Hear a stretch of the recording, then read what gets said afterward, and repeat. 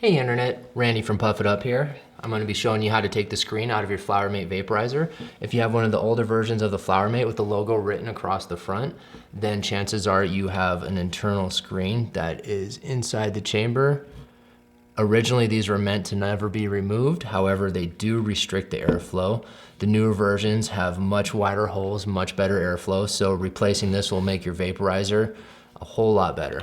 First thing, let's get to it. You need your screwdriver, poker tools, paper clips. Pop the top piece off, very easy. This bottom one, gotta get that out of there, don't we? This bottom one is a little bit tougher, so I'm gonna use my poker tool. Pops it right out, nice and easy. And this being the Flowermate Pro, you have 2 screws on the top. If you have the V5S, you also have screws on the bottom. This one obviously does not. So let's get these guys out of here. One.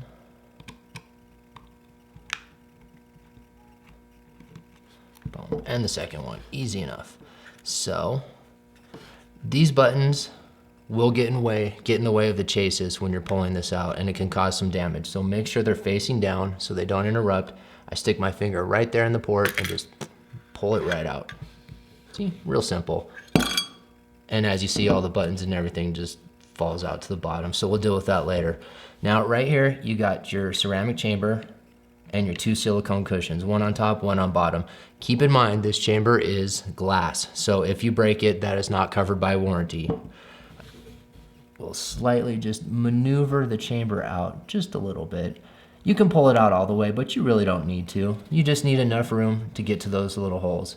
And you grab your paper clip, push down, maybe again. Let's see, did we get it? Almost. Push a little bit more.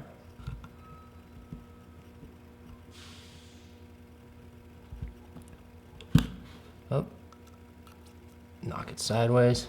It's never gonna work right, it's gonna be on camera, right? But that's what our scooper's for.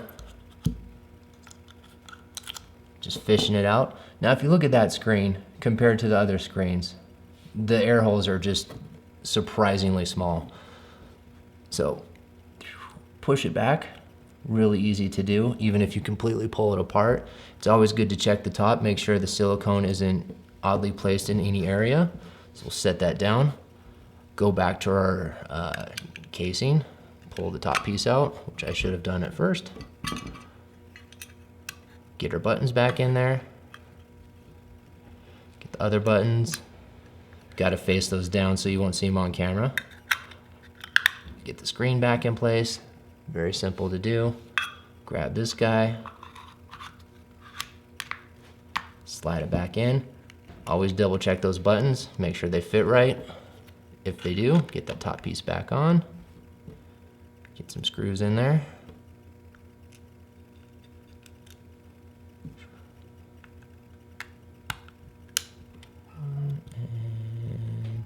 Two, very simple. The slide lids, they just click in place, very easy. There we go, good as new. I think I did that last time too. This is the top piece. This is the bottom piece.